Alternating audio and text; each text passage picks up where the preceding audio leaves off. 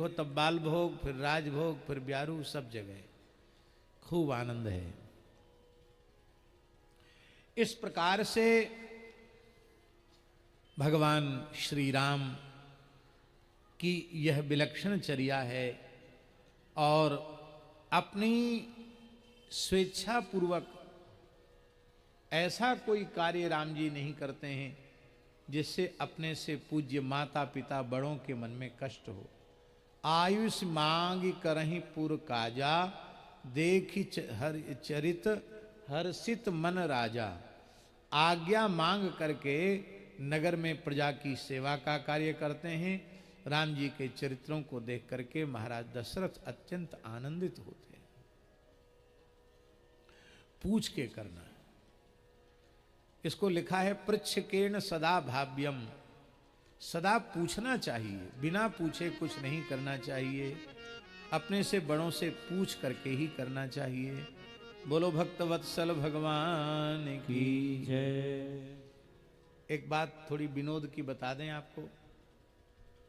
हमारे यहाँ खाक चौक में पूज्य गुरुदेव पहाड़ी बाबा महाराज के यहाँ एक पक्का नियम था, कोई काम बिना पूछे नहीं कर सकते। हम पुजारी थे, तो हमको पता था कि महाराज जी प्रसन्न कैसे रहते हैं। तो हम पूछते, महाराज जी सेवा होगी, आरती करें? हाँ। धूप आरती करो। फिर धूप आरती के बाद कि महाराज जी आरती करें? हाँ करो, आरती करो। और कहीं अपने मन से धूप आरती कर दिया तो कहते चल हट, अपने मनमुखी करना शुरू कर दिया, पूछा नहीं।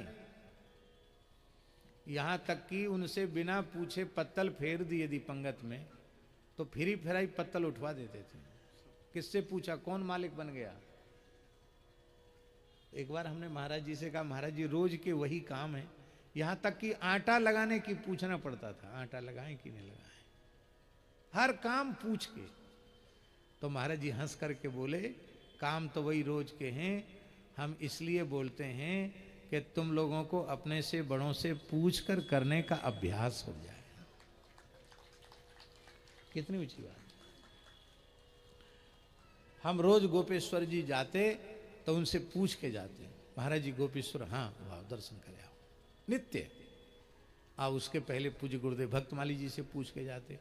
अब वो ऐसा अभ्यास में आ गया कि मलुक पीठ में रहें चलें तो पहले पावन कक्ष में महाराज जी से पूछते हैं, प्रणाम करते हैं, महाराज जी वहां हुआ में।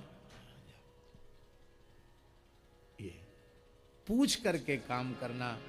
और वस्तुतः गुरुजनों का अभाव कभी होता नहीं है, वे तो सत शिष्यों के निकट निरंतर कृपा पूर्वक विराजते हैं। बोलो भक्तवत्सल भगवान की जय।